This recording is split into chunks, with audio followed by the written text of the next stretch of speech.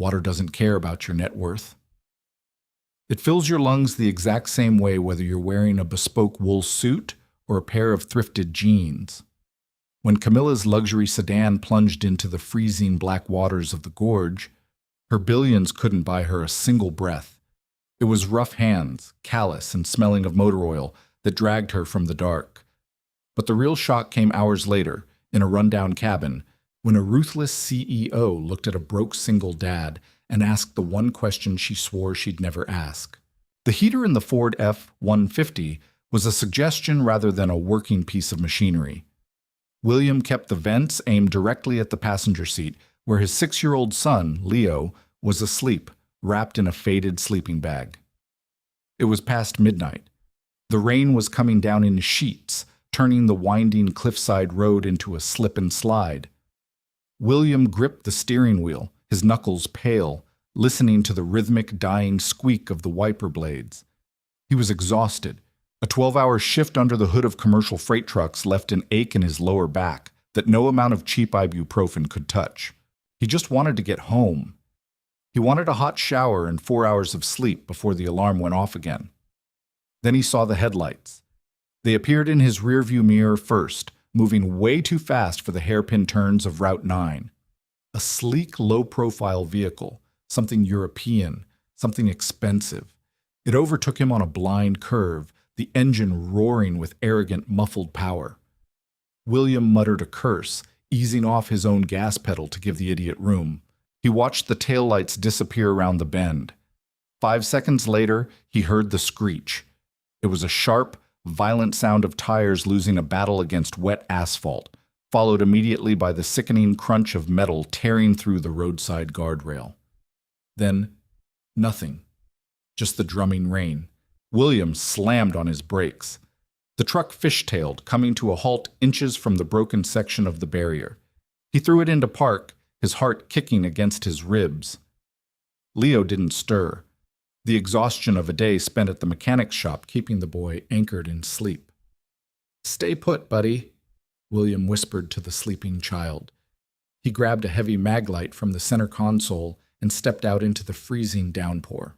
The wind bit through his flannel jacket instantly. He leaned over the jagged edge of the guardrail and shone the beam down into the dark. Below, the river was a churning, black mass of runoff and snowmelt. 30 feet down, the luxury car was sinking.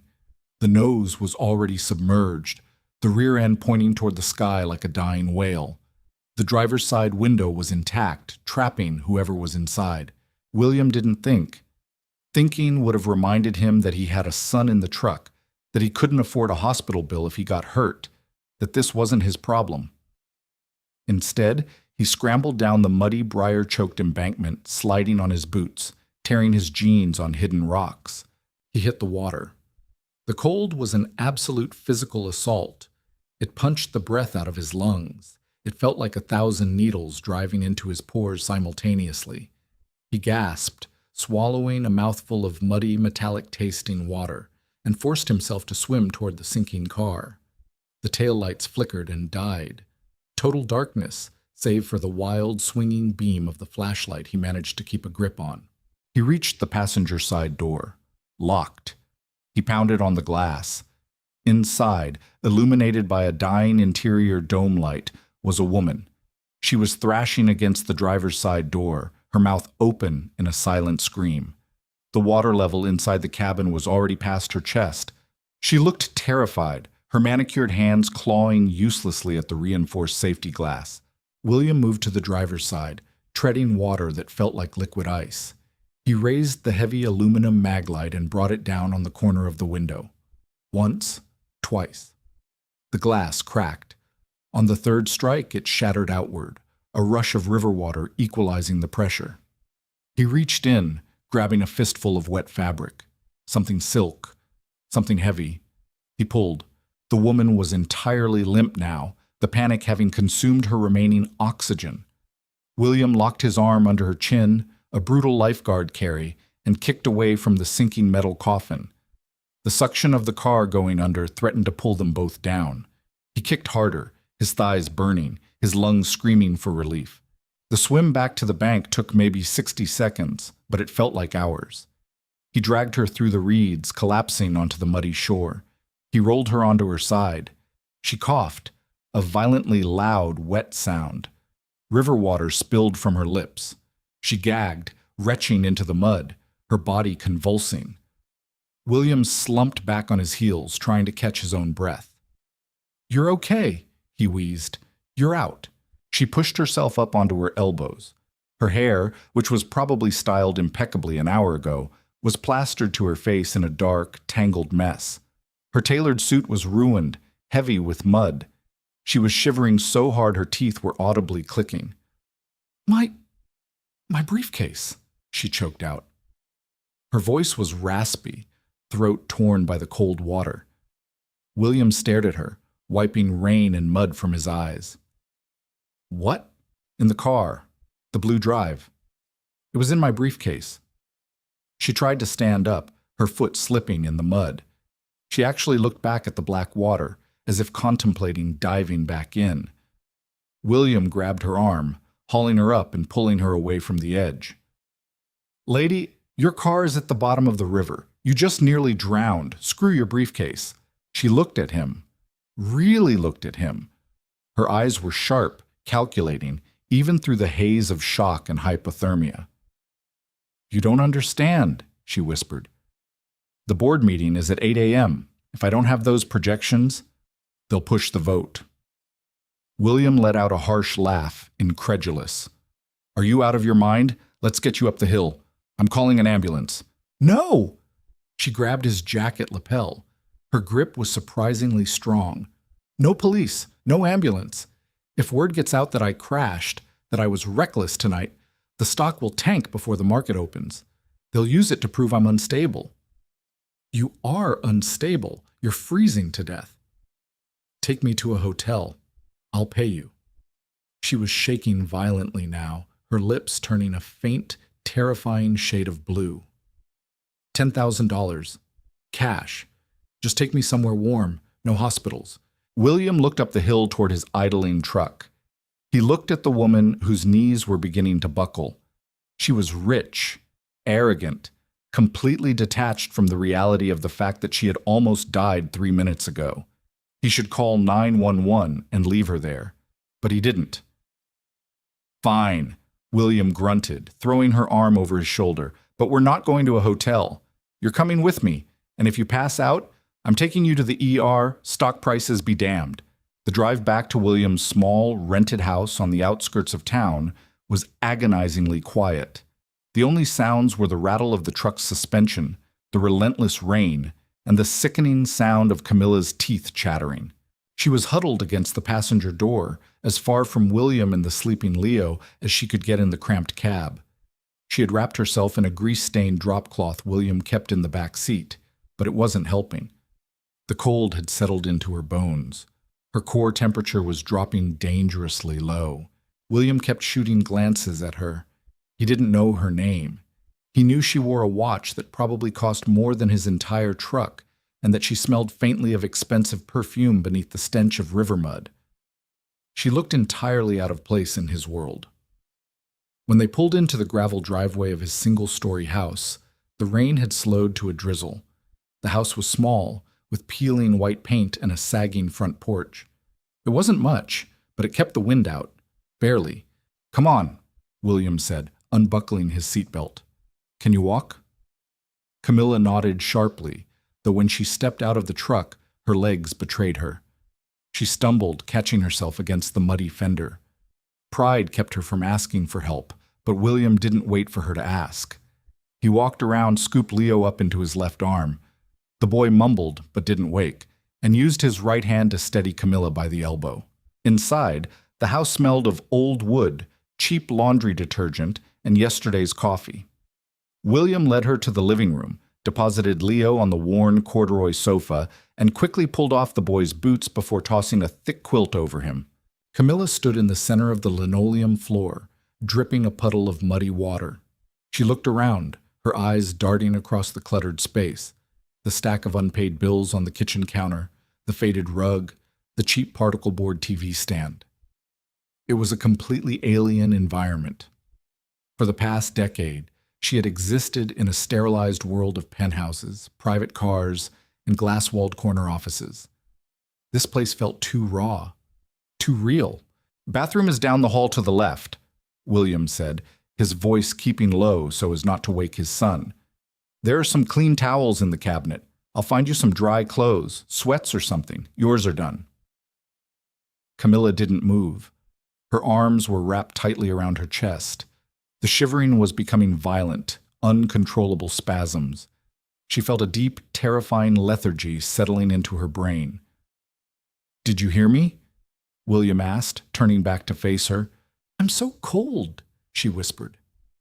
It was the most honest thing she had said all night. The CEO facade was cracking. The panic of near-death was finally catching up to her, bypassing the adrenaline. William sighed, running a hand through his wet hair. He was freezing too, but his adrenaline was still burning. "I know. You need to get out of those wet clothes immediately. You're borderline hypothermic. Go to the bathroom. Strip. I'll get a space heater out of the closet." He turned away, walking toward the hallway to fetch the heater and some dry clothes. To Camilla, the sight of his retreating back triggered something entirely irrational. In her world, when someone turned their back, it meant a deal was dead. It meant abandonment. She was shivering, exhausted, stripped of her armor, her phone, her money, her authority. She was entirely at the mercy of this stranger in a house she didn't know. If he left the room, she felt like she might just dissolve into the cold. She didn't know how to ask for comfort. She didn't know how to simply say, "Please don't leave me alone right now. I'm scared." She only knew transactions. She only knew how to leverage assets. And right now, she had nothing, nothing but herself. "Wait!" Her voice cracked. William stopped, looking over his shoulder. "What?" Camilla swallowed hard. Her hands went to the soaked lapels of her ruined blazer. Her gaze met his, desperate, cynical, and utterly broken. "Will you stay if I undress?"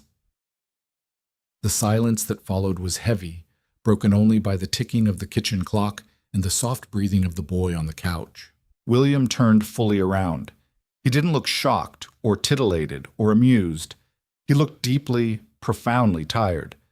He looked at her not as a woman offering herself, but as a wounded animal that had completely lost its mind. "Lady," William said, his voice a low, rough rumble, "I don't want your body. I don't want a show. What I want is for you to not die on my kitchen linoleum because the paperwork would be a nightmare." Camilla flinched. The rejection stung, but not in a romantic way. It stung because it highlighted exactly how damaged her worldview was. William took 2 steps back toward her. He reached out, his rough, oil-stained hands taking hold of the heavy soaked wool of her jacket. Gently, but firmly, he peeled it off her shoulders and let it drop to the floor with a wet thud. "You're not in a boardroom," he said, his eyes locking onto hers. "You don't have to negotiate your right to survive here. Now go to the bathroom, take off the wet clothes, wrap yourself in a towel. I'll have the heater running by the time you get out." Camilla opened her mouth to speak, but nothing came out. The transactional wall she had built around herself had just been dismantled with painful, casual ease. She nodded once, a jerky, mechanical motion, and retreated down the hall. 10 minutes later, she sat on the floor of the living room, swaddled in an oversized gray sweatshirt and a pair of flannel pajama pants that were entirely too long for her. She was huddled inches away from a glowing orange space heater. The radiant heat felt like a miracle. William was sitting in a faded armchair a few feet away, dressed in dry clothes himself, a plain white t-shirt and sweatpants. He held a mug of something steaming. "Drink," he said, handing her a second mug. "It's just instant coffee and sugar, but it's hot." She took it. Her hands were still trembling, but the violent spasms had stopped. She took a sip. It was terrible, bitter, burnt, and aggressively sweet. It was the best thing she had ever tasted. "Thank you," she said, her voice small, "for pulling me out. And for this." William leaned back in his chair, watching her. "You have a name, Or should I just keep calling you lady? Camilla. William. He gestured toward the sleeping boy with his mug. That's Leo. He sleeps deep, Camilla noted, staring at the boy's peaceful face. He's exhausted. Being poor takes a lot out of a kid. William said it matter-of-factly, without a trace of self-pity, just a statement of reality. Camilla looked down into her cheap ceramic mug. She thought about her bank accounts, her stock options, the empty penthouse that awaited her in the city. She thought about how, 30 minutes ago, she had tried to buy this man's basic human decency with her body because she couldn't fathom that he might just give it for free. She took another sip of the terrible coffee. For the first time in years, the billionaire CEO didn't know what to say. The light that filtered through the thin, dusty blinds of William's living room wasn't the soft golden hour glow of a movie. It was a harsh, unforgiving gray, illuminating the scuff marks on the baseboards and the water stains on the ceiling. Camilla woke up with a sharp intake of breath. For 3 seconds, she didn't know where she was. She felt the rough texture of a cheap acrylic blanket scratching her cheek. The smell of the river mud was gone, replaced by the faint, comforting scent of bacon grease and burnt toast. She pushed herself up from the armchair where she had fallen asleep. Her neck ached terribly. Every muscle in her body screamed in protest, a violent hangover from the adrenaline and the freezing water. The oversized gray sweatshirt hung off her frame, making her look entirely unlike the woman who had graced the cover of Forbes 3 months prior. You sleep weird. Camilla snapped her head to the side. Sitting on the edge of the corduroy sofa, kicking his legs, was the boy. Leo. He was wearing faded Spider-Man pajamas, holding a bowl of dry cereal. He was staring at her with unabashed, wide-eyed curiosity. I sleep weird? Camilla repeated, her voice croaking. She cleared her throat. Yeah, you were frowning the whole time, Leo said, crunching on a handful of cereal. Dad says frowning in your sleep means you have heavy ghosts. Camilla blinked. Heavy ghosts. She felt a strange, uncomfortable tightening in her chest. Your dad says that, does he? Yep. You hungry? Dad burnt the toast, but the bacon is mostly okay. Before she could answer, William walked into the living room from the cramped kitchen. He wore work boots, heavily worn denim, and a faded flannel shirt over his t-shirt. He had dark circles under his eyes, a testament to the fact that he probably hadn't slept at all.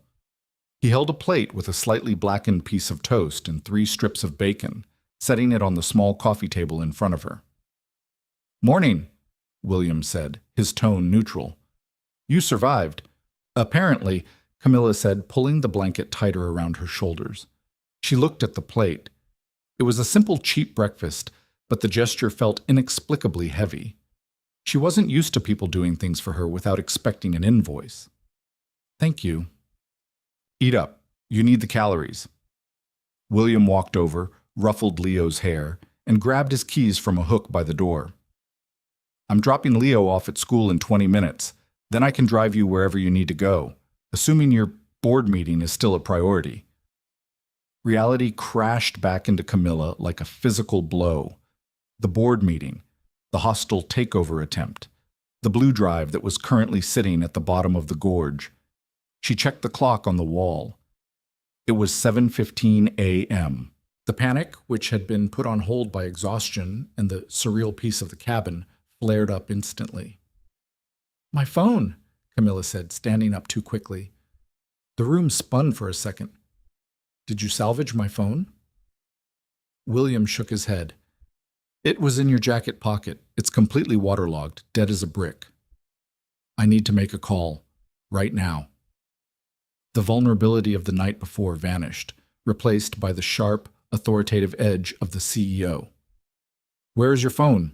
William raised an eyebrow at her tone, but pulled a battered smartphone from his pocket and tossed it to her. She caught it clumsily. She dialed a number from memory, pacing the small span of the living room floor. Leo watched her like she was an alien species. William leaned against the doorframe, arms crossed, his expression unreadable. Marcus, it's Camilla. She snapped into the receiver the moment it connected. Listen to me. I had an incident. I won't be at the meeting. Delay the vote. I don't care how you do it. Invent a regulatory holdup. Tell them I'm brokering a side deal with the Chinese logistics firm. Just stall them.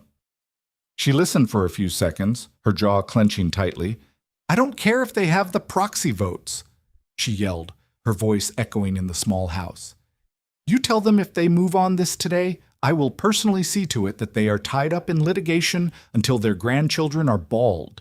Just get it done. She hung up, tossing the phone back onto the armchair. She stood there, breathing heavily, the phantom weight of her corporate armor settling back onto her shoulders. She turned to William. He was looking at her not with awe or fear or respect, but with a quiet, cynical pity. Feel better? He asked flatly. Camilla bristled. It's my company. They're trying to steal it from me while I was literally drowning. Right. Very important stuff. William pushed himself off the doorframe. Come on, Leo, grab your backpack. Camilla watched them. A deep sense of dissonance settled over her. She was a woman who moved millions of dollars with a signature, yet standing in this rundown living room smelling burnt toast, she felt entirely inadequate. William, wait, Camilla said. She walked over to where her ruined suit jacket lay drying over a kitchen chair. She dug into the inside breast pocket. It was soaked, but the contents were protected in a slim, waterproof leather card holder. She pulled out a sleek black metal card. I told you last night I would pay you, Camilla said, holding it out to him. This is an emergency contour card. It has no limit. Take it. Withdraw whatever you want. 50,000, 100,000. Call it a reward. Call it compensation for my behavior last night. Call it whatever you want. William looked at the card. He didn't reach for it. I told you last night, William said slowly, his voice laced with fatigue. I don't want your money. Don't be a martyr, Camilla snapped, her frustration boiling over. She gestured sharply around the room. Look at this place. You're working yourself to the bone. Your kid is sleeping in a drafty house. You can't tell me you don't need this. William's jaw tightened. The air in the room grew instantly colder. I need a lot of things, Camilla, William said quietly. The way he said her name felt like a reprimand. I need a new radiator for the truck. I need the landlord to fix the black mold in the bathroom. I need about 6 months of uninterrupted sleep. He stepped closer to her, ignoring the black card entirely. But I didn't jump into a freezing river for a paycheck. I jumped in because another human being was dying. If I take your money, it turns what happened last night into a transaction. And from the looks of it, your entire life is nothing but transactions. I won't be another line item on your budget. Camilla's hand trembled slightly. She lowered the card. She felt stripped naked again, far more intensely than she had the night before. I want to thank you, she whispered, the CEO mask cracking again. You want to thank me? William said, turning toward the door and picking up Leo's backpack. Eat the toast I made you, then let me drive you back to your castle. You've got ghosts to fight, right? Camilla stood in the silence of the kitchen, the black card feeling heavy and utterly useless in her hand. For the first time in her life, she realized she was entirely bankrupt of the only currency that actually mattered in this house. The drive into the city was an exercise in profound, suffocating silence. William navigated the battered F-150 with the mechanical precision of a man who had driven the same route 1,000 times on too little sleep. The heater, finally deciding to function, blasted a dry, dusty warmth that smelled faintly of dog hair and burnt oil. Camilla sat rigidly against the passenger door. She was still wearing William's oversized gray sweatshirt and the too long flannel pants, the cuffs rolled up 3 times to keep them from dragging on the floorboards. They had dropped Leo off 15 minutes prior. The drop-off had been a revelation in its sheer mundanity. Oak Creek Elementary was a squat, flat-roofed brick building surrounded by a rusting chain-link fence. William had put the truck in park, leaned over, and adjusted the collar of Leo's faded jacket. "Have a good day, buddy," William had said, his voice softer than Camilla had heard it all night. "Don't trade your apple for fruit snacks again. You need the vitamins." "I won't," Leo had replied. though the shiftiness in the kid's eyes suggested otherwise. He had looked past his father, offering Camilla a small, tentative wave. "Bye, weird sleeper." "Goodbye, Leo," Camilla had managed, her voice stiff. William had watched his son walk through the double-glass doors before shifting the truck back into drive. He hadn't asked Camilla for directions to her office. He hadn't asked her anything at all. Now, the rural decay of Route 9 gave way to the sprawling concrete arteries of the interstate. The skyline of the financial district loomed in the distance, a jagged horizon of glass and steel piercing the gray morning clouds. Camilla watched William out of the corner of her eye. His profile was carved from exhaustion. Deep lines bracketed his mouth. His hands, gripping the steering wheel, were permanently stained at the cuticles, the knuckles scarred from slipped wrenches and sharp metal. He wasn't intimidated by her silence. He simply didn't care to fill it. In her world, silence was a weapon. You used it to make the other person nervous, to force them into offering a concession. William wasn't holding out for a concession. He was just driving. "You can take the next exit," Camilla said finally, her voice raspy. "It connects directly to the financial district." "I know the roads," William replied flatly.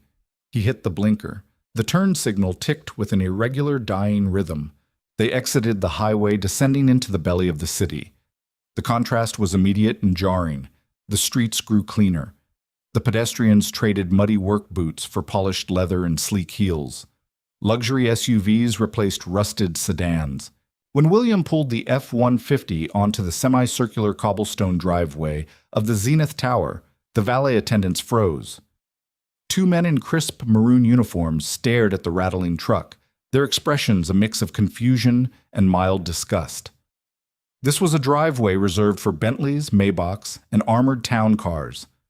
William shifted the truck into park. The engine shuddered, gave a metallic cough, and settled into a rough idle. "Here you go," he said.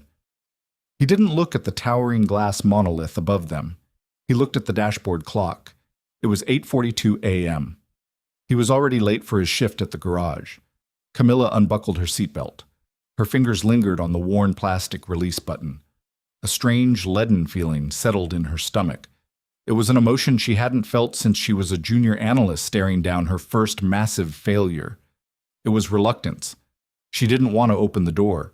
"I'll have my assistant courier these clothes back to you," Camilla said. It sounded hollow.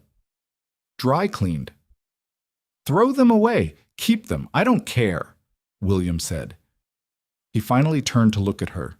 His dark eyes were impassive, sweeping over her borrowed, oversized clothes. "Just don't drive on Route 9 in the rain anymore. I don't have the energy to fish you out a second time."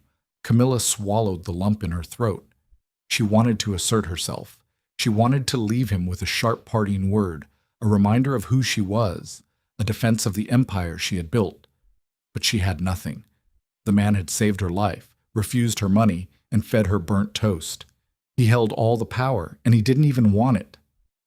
"Thank you, William," she said. It was the only honest thing left. "Take care of yourself, Camilla." She opened the door and stepped out onto the cobblestones. The damp city wind hit her instantly, cutting through the thin cotton of the sweatshirt. She shut the heavy door. William didn't linger. He didn't wait to see if she made it inside. He dropped the truck into drive and pulled away, the rattling exhaust pipe belching a small cloud of dark smoke. Camilla stood on the curb, barefoot inside her ruined, mud-caked heels, watching the battered tailgate merge into the relentless stream of city traffic until it disappeared completely. "Ms. Bancroft?" Camilla turned. One of the valets was standing a few feet away, his eyes wide, his hand hovering awkwardly in the air as if he wasn't sure whether to salute her or call for medical assistance. The spell was broken. The cold, sterile reality of her life snapped back into place. Camilla squared her shoulders. The oversized sweatshirt draped over her like a canvas sack, but she lifted her chin, her eyes narrowing into the sharp, predatory gaze that had terrified boardrooms across 3 continents. "Have security open the private elevator," Camilla snapped, her voice cracking like a whip across the quiet driveway. And get my assistant on the line. Tell her I need a suit in my office in 10 minutes. The water in the penthouse shower was set to a temperature that would have scalded anyone else. Camilla stood under the high-pressure rainfall head for 30 minutes, letting the heat strip away the lingering chill of the river. The water running down the marble drain ran brown with silt and mud before finally turning clear. She scrubbed her skin until it was raw, trying to wash away the smell of the damp earth, the exhaust fumes, and the burnt coffee. She was trying to wash away the memory of the sheer panic in the sinking car. But as she stepped out of the glass enclosure and wrapped herself in a heated Egyptian cotton towel, she realized the cold was still there. It wasn't in her bones anymore. It had settled somewhere deeper. By 9:30 a.m., Camilla walked into the executive boardroom on the 42nd floor. She wore a charcoal, double-breasted suit tailored to a fraction of a millimeter. Her hair was pulled back into a severe, damp knot. She looked like armor incarnate. The room was in chaos. 7 men and 3 women were arguing loudly over the mahogany table, their voices echoing off the floor-to-ceiling windows. At the head of the table, Richard, the chief operating officer and the architect of the hostile takeover, was mid-sentence, pointing a heavy gold pen at a junior legal associate. The heavy glass doors clicked shut behind Camilla. The silence that followed was instantaneous and absolute. 11 heads snapped toward her. Richard's face went completely slack, the gold pen slipping slightly in his grip. "Camilla," Richard breathed, recovering his composure with the speed of a seasoned sociopath. "We were told you were indisposed. A medical emergency. We were just discussing contingency leadership." Camilla walked slowly to the head of the table. She didn't look at the panoramic view of the city. She didn't look at the slick leather chairs. She looked directly at Richard, her eyes flat and dead. "You were discussing a coup, Richard," Camilla said. Her voice was quiet, forcing everyone in the room to lean in to hear her. "You thought the blue drive was missing. You thought I was bleeding, so you brought the sharks to the table. That is a massive mischaracterization of our fiduciary duty to the shareholders." "Shut up," Camilla said. She didn't yell. She didn't even raise her voice, but the absolute zero temperature of the command snapped Richard's jaw shut. She placed her hands flat on the polished mahogany. She leaned forward. "The projections on the blue drive are irrelevant. The Chinese logistics firm signed the exclusivity agreement at midnight. I have the digital confirmation in my secure inbox. The merger goes through on my terms. Anyone in this room who voted for the contingency plan this morning can clear out their desks by noon." A collective gasp rippled through the room. It was a brutal, merciless execution. It was exactly what she was known for. 10 minutes later, the boardroom was empty. The coup was crushed. Her company was secure. Her net worth had likely increased by $100 million based on the Chinese merger alone. Camilla walked out of the boardroom and into her private corner office. It was a massive space, a monument to her success. Modern art hung on the walls. The desk was a slab of reclaimed ebony. She sat down in the ergonomic leather chair. She looked at the blinking cursor on her triple monitor setup. The numbers were scrolling by, green arrows indicating massive market wins. She felt absolutely nothing. The victory was hollow. The adrenaline of the kill, which usually sustained her for days, was completely absent.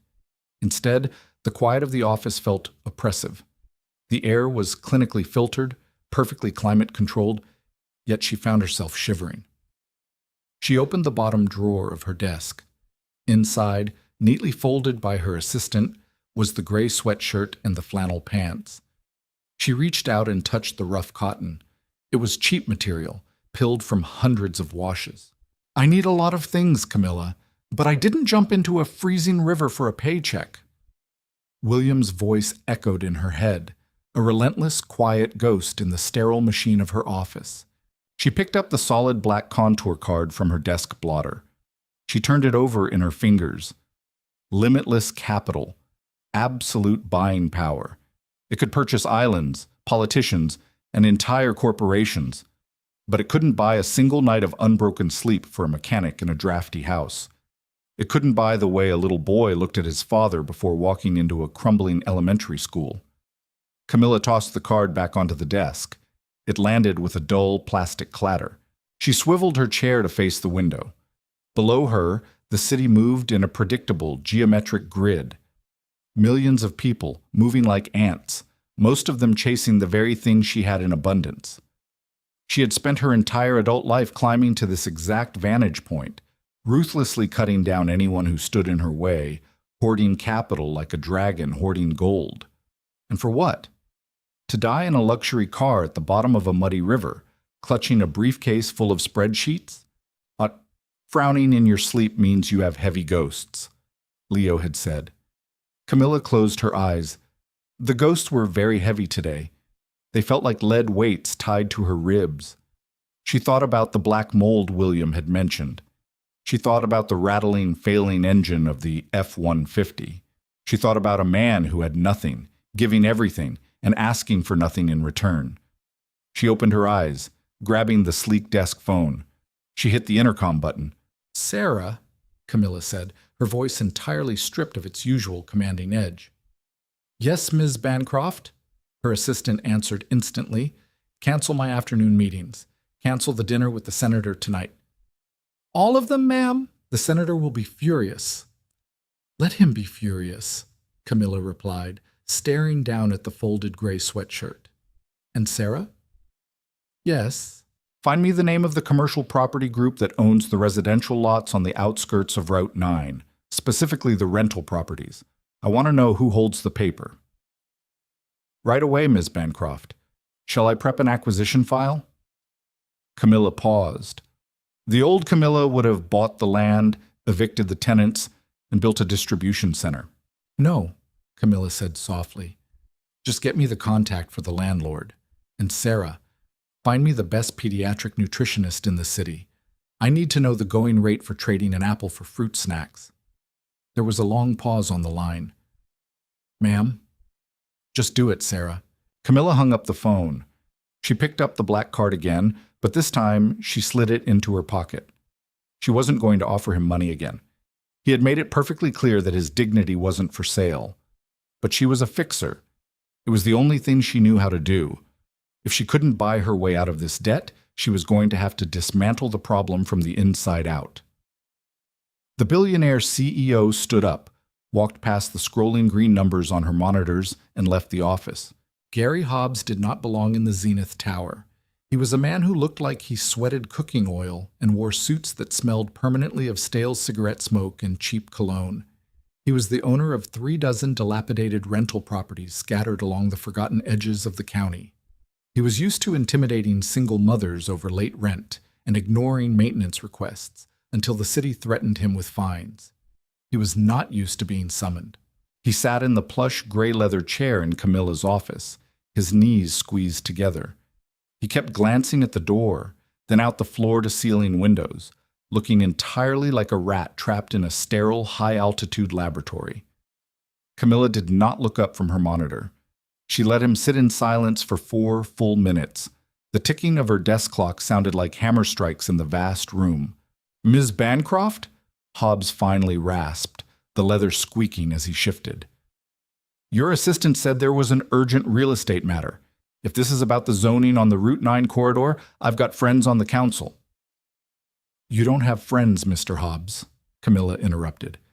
She clicked her mouse, minimizing a spreadsheet, and finally turned her cold, predatory gaze on him. "You have accomplices. There is a difference." Hobbs blinked, wiping a bead of sweat from his receding hairline. "I'm sorry?" Camilla stood up. She walked around the heavy ebony desk, her heels sinking silently into the plush carpet. She handed him a thick manila folder. "Open it," she commanded. Hobbs fumbled with the tab. Inside was a stack of paper, an inch thick, photographs of black mold creeping up drywall, copies of ignored health department citations, ledgers showing the systematic funneling of repair budgets into a private offshore account. "That is a heavily documented history of criminal negligence," Camilla stated, her voice as flat and hard as a sheet of ice. "Specifically regarding your property at 42 Route 9.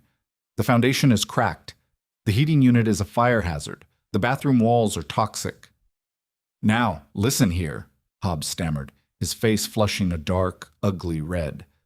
I run a legitimate business. You can't just— I can, Camilla said softly, stepping closer. And I will.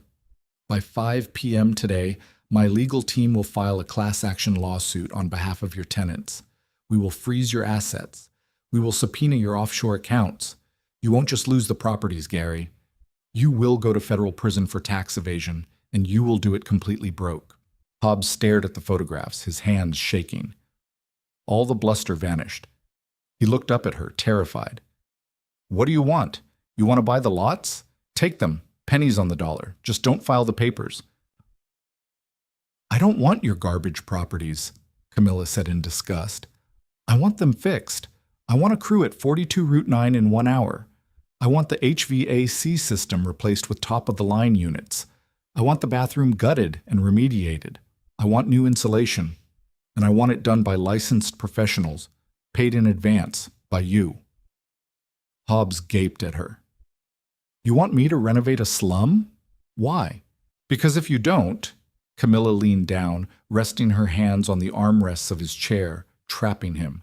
I will utterly destroy your life, and you will never, ever mention my name to the tenant. If he asks, you tell him the city threatened to seize the property. Do we have a deal? Hobbs swallowed hard. He nodded frantically. An hour later, Camilla sat in the back of a black town car, parked a block away from a sprawling open-air commercial garage on the industrial side of town. The air here was thick with the smell of diesel fuel and ozone. She rolled the tinted window down an inch. Through the massive open bay doors, she saw him. William was wearing grease-stained coveralls, half swallowed by the engine compartment of a massive Peterbilt semi-truck. He was wrestling with a heavy torque wrench, the muscles in his forearms straining against the rusted metal. He looked exhausted. He looked exactly like a man carrying the weight of the world on his shoulders. Camilla watched him work. For years, she had viewed people as assets or liabilities, columns on a spreadsheet.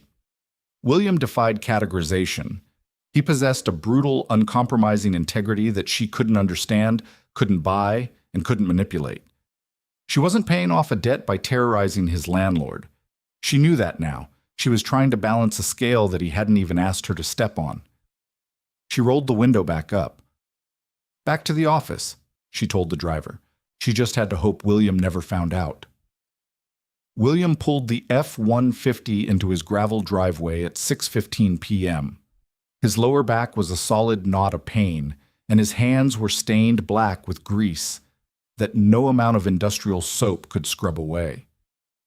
Leo was beside him, rambling about a stray dog he had seen near the school playground. William hit the brakes. The truck idled roughly.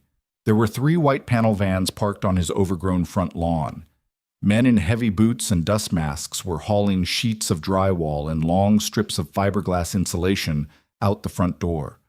A massive industrial dehumidifier was humming loudly on the sagging porch. Dad? Leo asked, his story dying in his throat. Are we moving? William put the truck in park. A cold, hard knot formed in his stomach. Stay in the truck, Leo. Lock the doors. He stepped out, his boots crunching loudly on the gravel. He walked up to a man holding a clipboard standing by the porch. What the hell is going on here? William demanded, his voice a low rumble. The man looked up, startled by William's tone. You the tenant? We're with Apex Remediation. Hobbs called us in on an emergency rush order. Paid triple overtime to gut the bathroom mold and install a new furnace today. William stared at him. Gary Hobbs? Gary Hobbs hasn't fixed a leaky faucet in this house in 3 years. He paid for this. Check cleared an hour ago. The foreman shrugged, tapping his clipboard. Said the city was coming down hard on him. We'll be out of your hair by 8. Place is gonna be a lot warmer tonight, buddy. William didn't feel relief. He didn't feel joy. He felt a deep flush of anger creeping up his neck. He knew Gary Hobbs. The man wouldn't spend a dime on a property unless someone had a gun to his head. And William knew exactly who had the kind of firepower to make a slumlord rewrite his entire operating procedure in an afternoon. "I don't want your money," William had told her. She had found a way around it. She had forced her way into his life, rearranging his reality without his permission, treating his home like a project she could manage from her glass tower. It felt like a violation. It felt like pity. "Wrap it up," William said curtly to the foreman. He walked back to the truck, opened the driver's side door, and grabbed his battered cell phone from the console. He dialed the number his landlord usually ignored. Hobbs picked up on the second ring, sounding breathless. "Hobbs," William barked, "why is my house being gutted?" "City code," Hobbs answered quickly, his voice entirely too high. "Just keeping things up to standard, William. Don't worry about the rent. We won't raise it. Gotta go." The line went dead. William threw the phone onto the passenger seat. He looked at Leo, who was watching the workers with wide, fascinated eyes. "Leo," William said, his jaw tight, "I have to make a stop before we do dinner. You're going to sit in the truck and play your game, okay?" "Okay," Leo said, sensing his father's dark mood. It took 20 minutes to reach the Zenith Tower. The evening commute had thinned, but the financial district was still buzzing with high-end suits and expensive dinners. William didn't bother with the valet loop. He parked the battered F-150 directly in front of the main revolving doors, throwing it into park with the hazard lights blinking. He walked past the bewildered doorman, his grease-stained boots leaving faint marks on the pristine marble of the lobby. He approached the main security desk. "Camilla Bancroft," William said to the man behind the desk. "Tell her William is here." The security guard looked him up and down, taking in the dirty coveralls and the dark, exhausted eyes. "Sir, Miss Bancroft's office is closed for the evening. Do you have an appointment?" "No," William said, his voice deadly calm. "But if you don't call her right now, I'm going to bypass those turnstiles and you're going to have to shoot me to stop me from taking the elevator." The guard reached for his radio, his hand hovering over a panic button. "Wait," a sharp voice echoed across the lobby. William turned. Camilla was walking toward him from a set of private elevators. She was wearing the tailored charcoal suit from this morning, a dark wool trench coat draped over her shoulders. She looked flawless, untouchable, $1 billion in motion. She stopped 3 feet away from him. The security guard stepped back, watching nervously. "William," she said smoothly, "what are you doing here?" "My bathroom is missing," William said loudly. Several passing executives stopped to stare. "My furnace is gone. Gary Hobbs is suddenly the patron saint of property management." Camilla's expression didn't change. Not a single muscle twitched. "That sounds like a lucky break. You mentioned the mold was a problem." William took a step closer, towering over her. The smell of the garage, oil, sweat, and grit, clashed violently with the expensive floral scent of the lobby. Don't play games with me," William growled, keeping his voice low now, just between them. "I told you no. I told you I wasn't a line item, and you couldn't stand it, could you? You couldn't handle the fact that you owed somebody a debt you couldn't write a check for. So you went behind my back and bought my landlord." Camilla held her ground. She didn't shrink away from his anger. Her eyes narrowed. "I didn't give you a dime," Camilla shot back, her voice equally low, laced with absolute steel. "I didn't buy your landlord. I threatened to ruin his life if he didn't adhere to basic human housing codes. I used leverage to fix a broken system. That is what I do." "I didn't ask you to fix my life. You didn't have to," Camilla snapped. The polished veneer cracked just for a second. Her breathing hitched. "You pulled me out of a freezing river, William. You brought me into your home. You put a blanket on me while your kid slept 10 feet away breathing in black mold. You think I could just sit in my corner office and pretend I didn't see that?" William stared at her. The raw, unfiltered emotion in her voice threw him off balance. "It's my life," William said, his voice losing some of its edge, replaced by a deep defensive weariness. "It's my struggle. It's not a corporate takeover. You don't get to swoop in and play God just because you feel guilty." It's not guilt, Camilla said, her voice dropping to a harsh whisper. She looked at his grease-stained hands. It's fairness. You wouldn't let me drown in that car. I'm not going to let you drown in that house. I didn't buy you, William, but I bought the air your son breathes. If you want to hate me for that, get in line. They stood there in the center of the massive, echoing lobby. Two people from entirely different universes colliding with the force of a freight train. William looked at her eyes. He expected to see the smug satisfaction of a billionaire who had just forced her charity on someone. But he didn't. He saw the same terrified woman he had pulled out of the dark water. She was hiding behind a tailored suit and limitless power, but she was still desperate for a lifeline. He let out a long, heavy breath, the anger bleeding out of him, leaving only exhaustion in its wake. "The hazard lights are on," William said quietly, gesturing toward the street. "My son is in the truck. I have to go." He turned around and walked toward the revolving doors. He didn't look back. Camilla watched him go.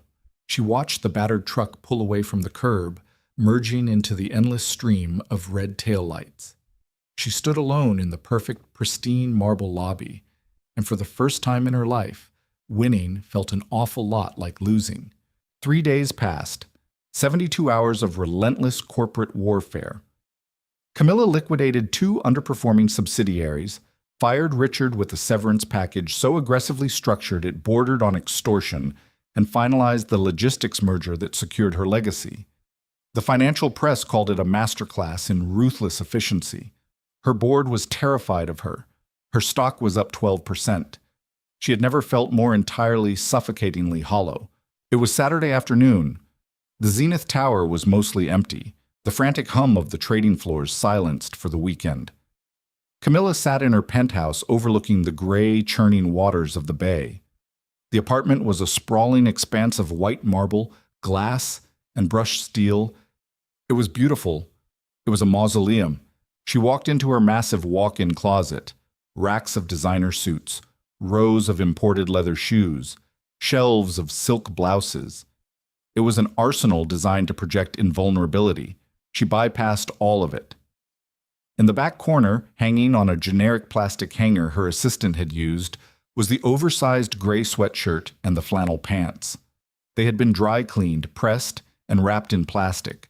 Camilla tore the plastic off. She stripped off her silk robe and pulled the sweatshirt over her head.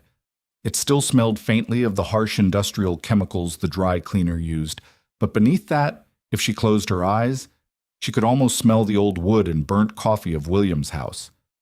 She put on a pair of plain denim jeans and a pair of scuffed white sneakers she hadn't worn in 3 years. She didn't call her driver. She took the freight elevator down to the basement garage, got into a dusty mid-range sedan kept for the company pool, and drove herself out of the financial district. The industrial side of town was quiet on a Saturday, save for the rhythmic clanging coming from the open bays of the commercial garage. William was under a hoisted delivery van. Sparks showered the concrete floor as he took an angle grinder to a rusted exhaust clamp. The noise was deafening, a brutal mechanical scream that bounced off the corrugated metal walls. Camilla parked the sedan across the street. She didn't march in.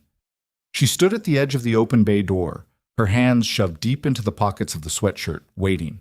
10 minutes later, the grinder whined down to a halt. William slid out from under the van on a plastic creeper. He pushed up his protective goggles, wiping a streak of black grease across his forehead with the back of his wrist. He saw her. He didn't jump.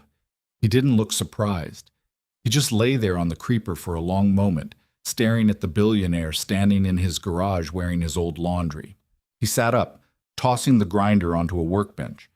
He grabbed a red shop rag and began wiping his hands, the abrasive fabric scraping loudly against his calluses. "Truck's running fine," William said, his voice carrying over the low hum of the air compressor. "Bathroom is dry. Furnace works. If you're here for a performance review, you pass." Camilla walked into the garage. The smell of aerosol brake cleaner and old oil was overpowering. It was gritty. It was real. "I'm not here to check on the house, William," Camilla said. "Then why are you here?" He leaned against the heavy steel workbench, crossing his arms. The defensiveness was back, a rigid wall he threw up the moment she entered his atmosphere. Camilla stopped a few feet away. She looked around the dirty, cluttered space. Tools were scattered everywhere, calendars of obscure car parts hung on the walls, and a battered radio was quietly playing classic rock from a corner shelf. "Because I didn't know where else to go," she said. The honesty of it felt terrifying. "I spent the last 3 days destroying people who tried to betray me. I won.